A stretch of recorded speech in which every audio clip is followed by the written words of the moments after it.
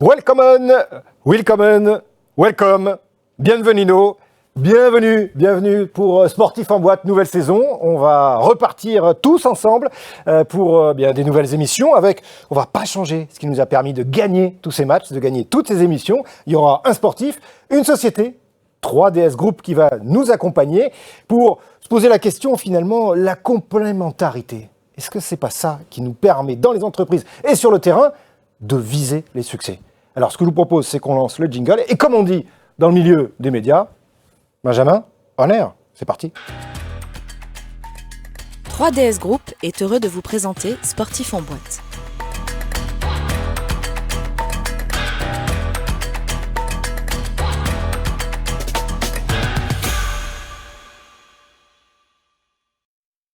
Voilà, de retour sur ce plateau que vous connaissez maintenant. Et puis, si vous le découvrez, soyez les bienvenus, comme on l'a dit. Alors, on va accueillir notre sportif. Tout d'abord, il a 51 ans, il est niçois.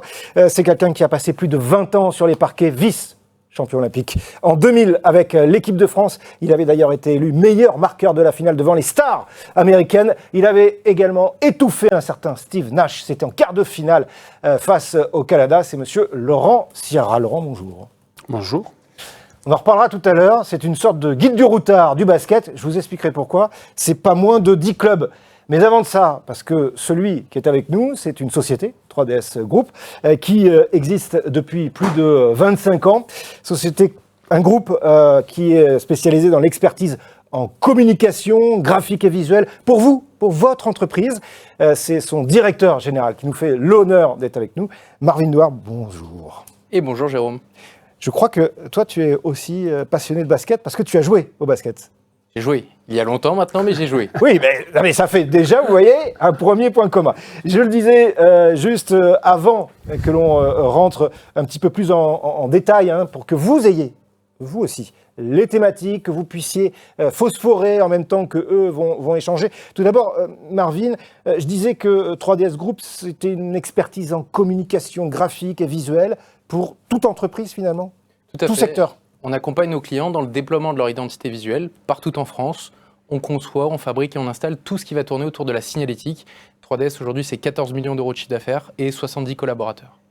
Alors, on va afficher le site internet, l'adresse. Vous pourrez y trouver, parce qu'encore une fois, tout est très bien fait. Vous verrez ce dont vous avez besoin. Vous pourrez également trouver les contacts. On va revenir un peu plus dans le détail maintenant sur ce que fait 3DS et les liens, les parallèles avec le monde du sport et celui notamment de Laurent Sierra, le basket. Je vous ai dit tout à l'heure, thématique centrale, la complémentarité pour viser les succès. Il y aura 3 autres thématiques. La première, comment construire une équipe pour performer. Alors, une équipe comme Marvin, qui est le directeur général de 3DS Group, comment on fait pour construire cette équipe, ou bien avec toi, Laurent, pour essayer de voir comment et de quoi on a besoin.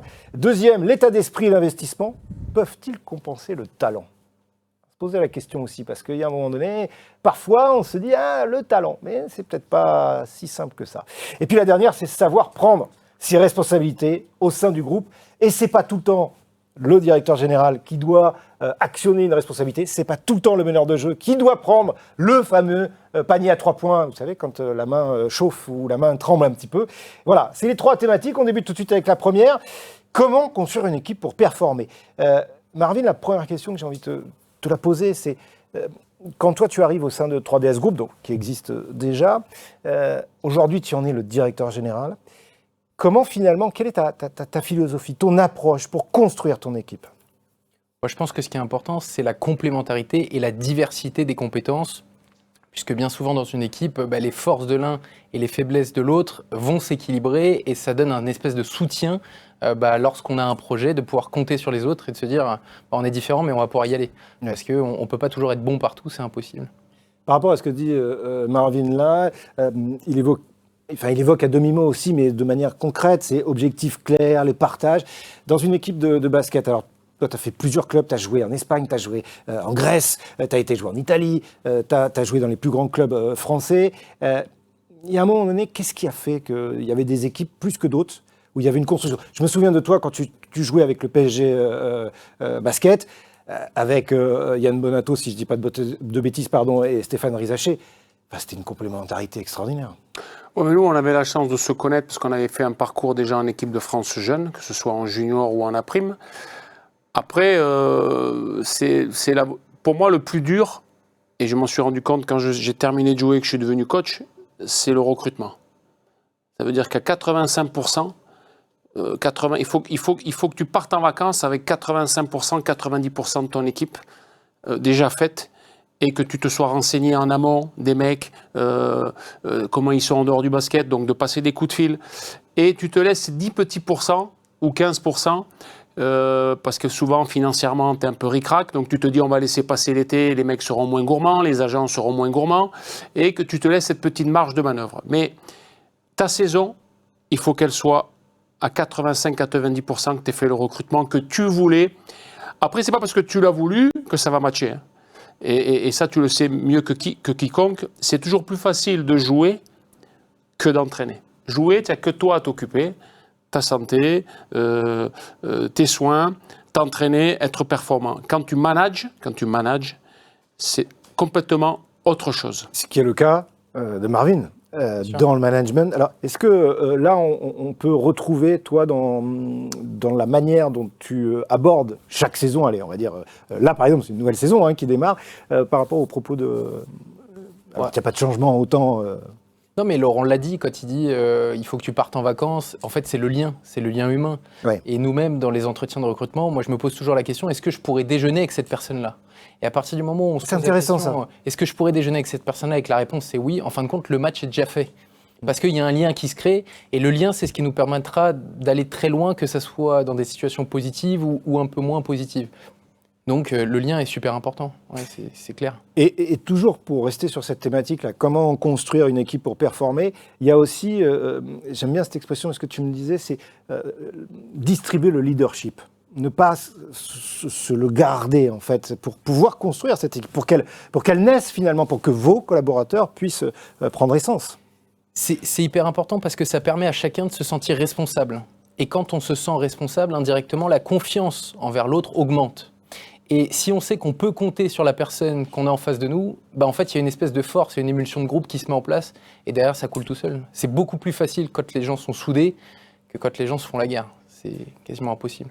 Même chose dans une équipe de sport, en l'occurrence. T'as souvenir d'un club où ça a été compliqué parce qu'il n'y avait pas ce lien dont parle Marvin chez 3DS, c'est ce qu'il essaye de construire. Alors là, moi j'étais déjà quelqu'un de compliqué. Oui, ça, je confirme. Je confirme. Non, mais moi, bizarrement, je ne m'en rends pas compte. Moi, c'est plutôt aux mecs qui ont joué avec moi qu'il faut poser la question, savoir si j'étais un pénible, un casse-bonbon, un exigeant, c'est sûr, jamais satisfait, vouloir gagner à tout prix. Donc forcément, quand tu es comme ça, et qu'à côté de toi, je rejoins ce que dit Marvin, t'en as qui sont un peu plus tendres, un peu plus souples, forcément, ils vont passer des mauvais moments avec un mec comme moi. Parce que moi, ça, je ne supporte pas. Après, en vieillissant, quand tu prends un peu d'années, tu te rends compte que ton rôle n'a pas changé, parce que j'ai toujours été meneur de jeu, leader, en tête de gondole, parce que ça me plaît, prendre des coups, ça m'a toujours plu. Mais en vieillissant, tu vas chercher ce que tu n'as plus, ou ce que tu as moins. Tu vas moins vite. Défendre, j'ai jamais été un immense défenseur, donc ça, je l'ai toujours cherché. Mais tu essaies de trouver chez l'autre ou chez les autres ce qu'il a très bien défini, la complémentarité, que toi, tu n'as plus. Ça, c'est quand tu es joueur. Toi, tu peux changer les choses quand tu es joueur parce que tu es actif sur le terrain, tu es acteur du jeu. Quand tu passes manager, tout ça, c'est ce qu'on te vend quand tu fais ta formation, c'est ce qu'on t'explique, les entraîneurs que j'ai eus, l'important c'est le groupe, l'important c'est que les 2-3 leaders que tu choisis, parce que nous sur un effectif de 10-12, tu ne peux pas te planter. Parce que si tu te trompes sur les 2-3 leaders que tu vas choisir, pratiquement un par ligne, arrière, ailier et pivot, ta saison déjà, avant de commencer, tu t'es tiré une balle dans le pied. Et même quand tu penses que Jérôme, ça va être le bon leader. Marvin, ça va être le bon leader. Intel, ça va être le bon leader. Même quand tu le penses, des fois, la réalité, tu t'en écartes. Donc, c'est toujours trouver... Moi, je pars d'un principe maintenant, parce que j'ai pris un peu d'âge.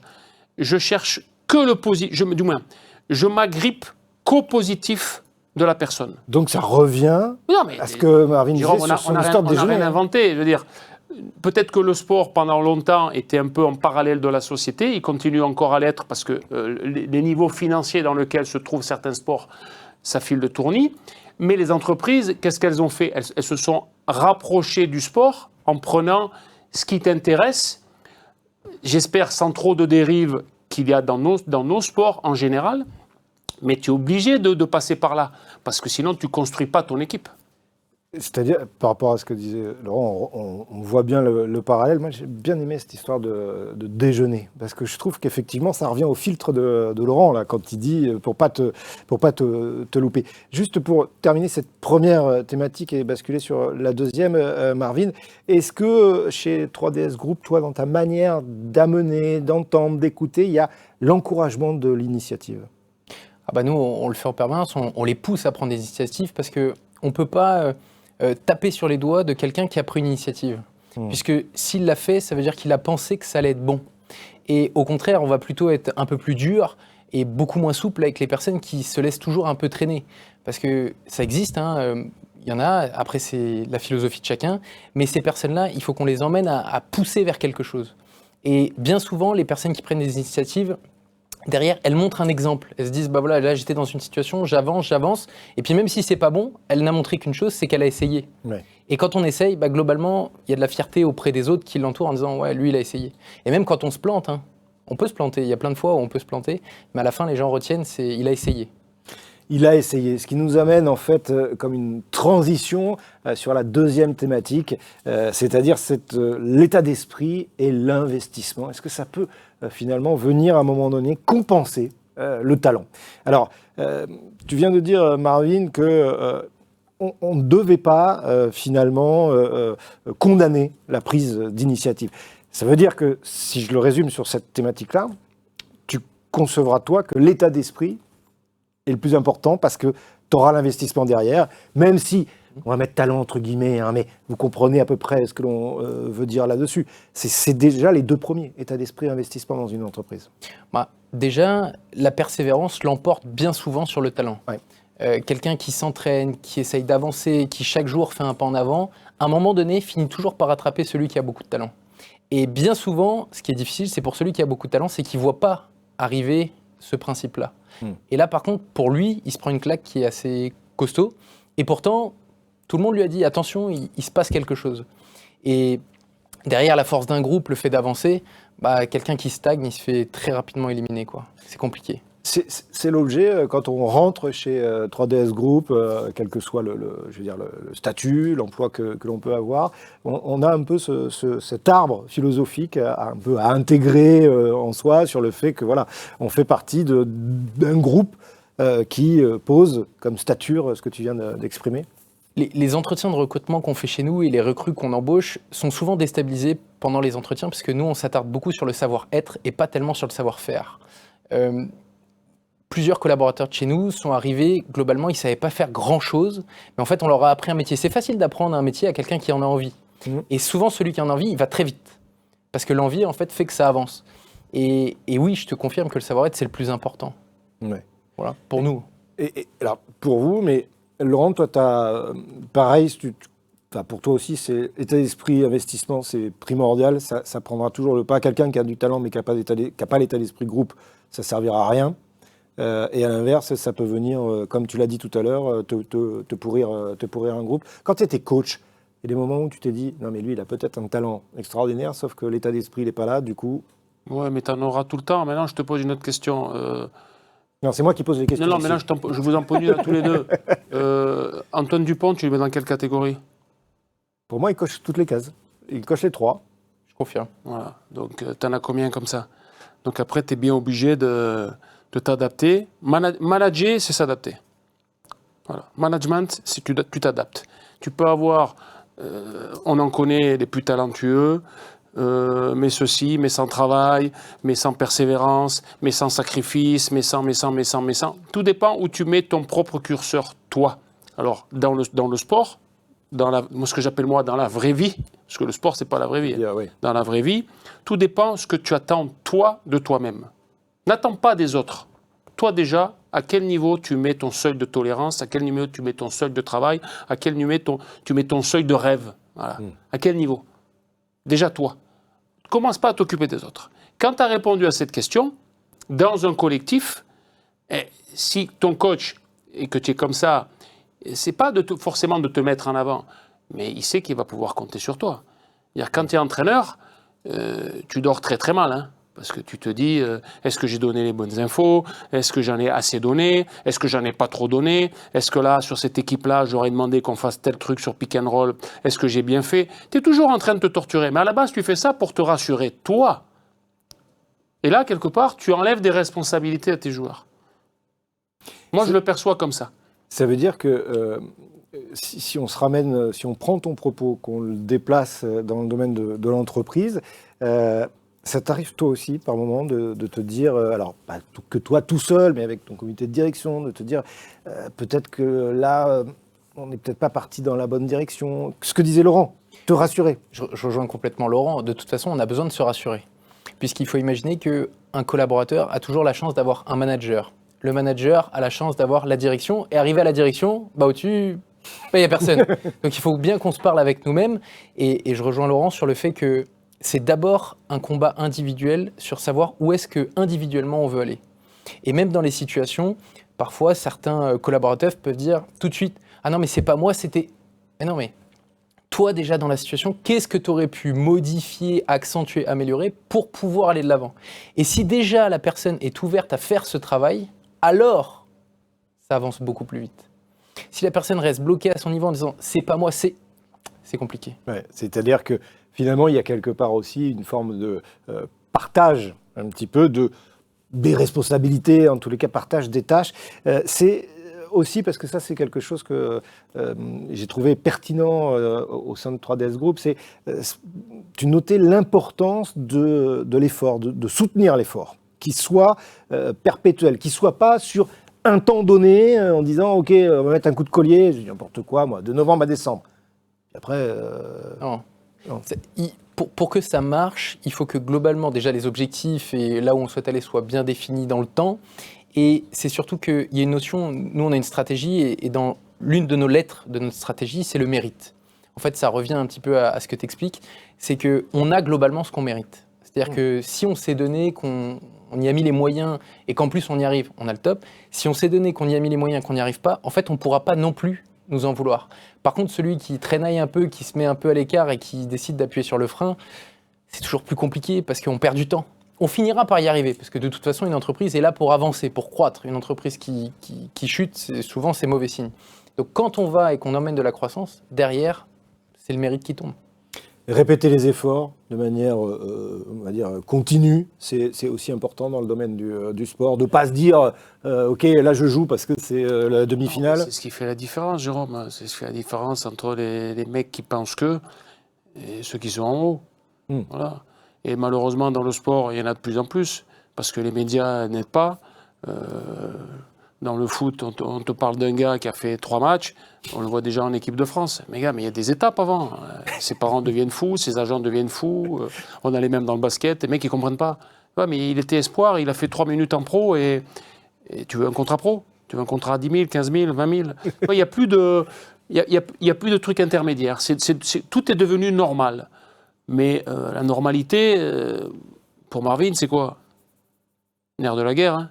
C'est les chiffres, c'est ce qui rentre. C'est passer de 14, 15, 20, 30 millions de chiffres d'affaires. Et dans le sport, c'est quoi? Colonne gagnée, colonne perdue, et jouer l'Euroleague, et aller en équipe de France, et performer, peut-être aller en NBA si c'est la génération qui veut ça. Voilà. Moi, je suis toujours resté persuadé que l'éducation était au centre de tout ça. Que si tes parents t'ont bien élevé, tu ne peux pas pousser tordu. Voilà. Si tu as des valeurs, ma grand-mère me disait ça, et elle est encore vivante à bientôt 104 ans, elle nous dit, avec ton grand-père, on est content parce qu'on a 3 petits-enfants et vous avez poussé droit. Donc quand le terreau est bon, quand l'éducation est bonne, tu n'as pas d'excuses. Quand ta mère, elle te dit « Ah, t'es pas allé travailler aujourd'hui ?» C'est pas grave, mon chéri. Tu vois, quelque part, tu pars mal. Donc, moi, j'ai connu que le sport. Je n'ai pas connu la vraie vie du quotidien, d'avoir un employeur. Parce que pour moi, le basket, ça a toujours été un amusement. Mais pareil, mon père, il m'a toujours dit, tu as un contrat, tu respectes le contrat. Si demain, tu n'es pas content, tu attends la fin de saison, tu vas voir ton président, ton manager, qui tu veux, et tu t'en vas. Mais pendant que tu es à Dijon, tu défends jusqu'à mourir le maillot de Dijon. Quand tu en as marre, tu t'en iras. Ça a été comme ça. Mais c'est pareil. Je parle de l'éducation, je parle de l'état d'esprit et je parle de ce que tu as envie de faire toi. Tu veux marquer ton sport, tu veux marquer ta ligue, tu veux marquer ta fédération ou tu veux juste te dire ben c'est un métier tranquillou, je vais gagner un petit peu d'argent, mais après il faudra aller travailler après. Parce qu'une fois que ça va s'arrêter, le monde enchanté. Dans la vraie vie, maintenant encore plus qu'avant, c'est très très compliqué de trouver un CDI à 2500, 3000 euros par mois. Tu sais le nombre d'années qu'il faut faire? Donc les mecs, ils rêvent. Donc tout ça, malheureusement, voilà, c'est quelque chose que je reproche à mon secteur d'activité, le sport. Je trouve qu'on fait vite des... Mais tu construis en fait des images, mais qui peuvent s'étioler très rapidement. Maintenant, je vais te donner un autre contre-exemple. Les gens, ils pensent ce qu'ils veulent d'Mbappé. Il en fait trop, il en fait pas assez, il nous prend pour des cons, il fait les matchs. Moi, je trouve que le sport, on les fait trop jouer. Et on en arrive, pourquoi on les fait trop jouer? Parce que l'économie est bonne. On adore un sport tous les deux, le rugby. Les mecs, ils n'ont pas de vacances. Il y a de plus en plus de commotion, il y a de plus en plus de burn-out. Parce que quelque part, on est toujours plus. Mais ce qui veut dire que, alors, tout d'abord, je tiens juste à préciser que heureusement qu'il a poussé droit et non pas tordu, parce qu'à 1m96, sinon vous imaginez, ça aurait fait comme un yucca, ça aurait fait comme ça. Ceci dit, l'expression là, elle pourrait être complètement transposable dans une entreprise sur l'aspect d'éducation, l'aspect d'avoir une sorte de valeur. Quand il dit au bout d'un moment, ben, c'est un contrat, au moins tu vas au bout de ta saison. On n'est pas là pour parler de nos parents, mais on a dû avoir à peu près la même éducation. Il y a quelque chose qui est important, c'est de ne pas brûler les étapes. Et parfois, beaucoup l'oublient. Et moi-même, dans ma propre structure, je suis arrivé il y a 12 ans en alternance. Donc on était 6, aujourd'hui on est 70. Et je suis en alternance et aujourd'hui tu es directeur général. Exactement. Et c'est pour ça que c'est parfois dans les échanges, etc., il y a des personnes qui arrivent tout de suite, je veux être manager, mais qu'est-ce que tu as fait pour l'instant ? Et est-ce que tu connais, est-ce que tu fais le terrain? Et nous-mêmes, dans nos procédures d'onboarding, ça peut paraître fou, mais on a un programme de 3 semaines où on oblige n'importe quel recrue, qu'il soit manager, pas manager, alternant ou pas, de passer à minima entre une demi-journée et 2 jours par pôle dans l'entreprise, mais pas en regardant, en faisant. Ils partent à la pause, ils partent à la production, etc. Je vais te donner, je te coupe, je vais te donner un autre exemple. Moi, j'ai eu un propriétaire, un seul privé, qui s'appelait Monsieur Nicolin. Monsieur Nicolin, il proposait à tous ces anciens sportifs, souvent footballeurs, de devenir directeur de pôle pour les poubelles, pour les graphiques, Louis Nicolin, pour le verre, le père de Laurent Nicolin, qui a été 350 millions d'euros de chiffre d'affaires. Lui, il expliquait, et Jean-Claude Lemoux me l'a expliqué, que tu avais fait une carrière de sportif extraordinaire, mais avant d'être chef, il te faisait aller dans le camion. Bah oui. Pas dans.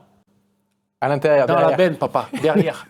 Donc comme ça, quand tu vas aller dire à un mec qui prend 1600, 1700, 1800 euros, parce que c'est quand même un métier de merde de ramasser les poubelles des gens dans la rue, c'est un métier de merde, ok? Quand après tu vas lui dire, hey gars, t'as pas fait ça, si toi tu l'as pas fait, c'est trop facile. À partir du moment où tu l'as fait, peut-être que ton discours ou ton exigence, elle passera mieux auprès des mecs parce que tu l'as fait. Donc moi, ça m'avait toujours marqué, Jean-Claude Lemoux et d'autres. Les mecs, avant de devenir chef de pôle, chef de section, je pense à Jean-Claude parce qu'il était à Buc, en 78, il m'a dit, Lolo, le gros, il m'a mis dans le camion. Ah, j'ai eu là, dedans, au chaud, il m'a dit, non, derrière, à ramasser les poubelles. Ancien joueur professionnel de football. Notamment du PSG. Oui, Voilà. mais dans la compréhension de non, mais tu l'autre, vois ce que je veux dire? Plus facile. Tout ça, quelque part, tu veux quelque chose, ok, je suis d'accord avec toi, il y a des étapes. Mais c'est pas gratuit. C'est pour ça que l'idée également, quand Marvin dit chez 3DS Group, il y a un moment donné, les mecs rentrent dans les circuits pour pouvoir connaître, pour pouvoir, comme tu le dis, c'est la même chose, je sais de quoi je parle. Messieurs, le temps, mais c'est la preuve que c'est passionnant, mais troisième thématique... Tu poses des bonnes questions, donc c'est pour ça c'est passionnant, passionné. Je te ferai le virement juste après. Troisième et dernière thématique, savoir prendre ses responsabilités au sein du groupe. Oui, parce que Marvin le disait, il y a, comme partout, à un moment donné, on arrive en haut, puis il y a le directeur général. Mais il ne va pas tout le temps prendre toutes les responsabilités. Il va falloir aussi responsabiliser les gens sur des chantiers que tu as en cours. J'imagine qu'on ne t'appelle pas à chaque fois pour dire, je ne sais pas, heureusement, sinon tu... Normalement, le principe du directeur général ou de la direction, c'est de donner un cap. C'est comme si on traçait une autoroute, et puis derrière, il y a les nationales, il y a les départementales, et ainsi de suite. Et normalement, c'est notre métier. Mais on n'est pas dans une tour, moi, j'ai pas de bureau, etc. Je suis en open space. Il y a toujours un moment où tu dois rentrer quand même sur le terrain pour rattraper des choses. Et bien souvent, quand tu interviens, c'est pas un aveu de faiblesse de la personne, c'est aussi pour la rassurer. Parce que la plupart du temps, tu appuies sur des bonnes décisions qu'ils souhaitaient prendre, mais qu'ils n'ont pas osé prendre. Et pourtant, c'était la bonne. Et parfois, tu interviens juste pour dire « oui, c'est ça, il faut y aller ». Et les personnes, toutes personnes se sont épaulées, se sont écoutées, donc ça avance. Et pareil, vous exprimez chez 3DS Group aussi cette notion de transparence qui génère, qui crée une forme de crédibilité, c'est-à-dire que c'est aussi dans l'échange d'être transparent avec ses collaborateurs sur quand ça va moins bien, quand... Toute la direction de 3DS, on a fait un choix, c'est d'être transparent sur tout. Les résultats de l'entreprise, les objectifs, là où on va, quand ça va pas, et ainsi de suite. On a fait ce choix-là. Il y a d'autres entreprises qui décident au contraire de tout cacher. C'est pas notre choix à nous. Je pense que quand tu es transparent, les gens peuvent comprendre. Et à partir du moment où ils comprennent, ils peuvent accepter plus facilement un certain nombre de décisions.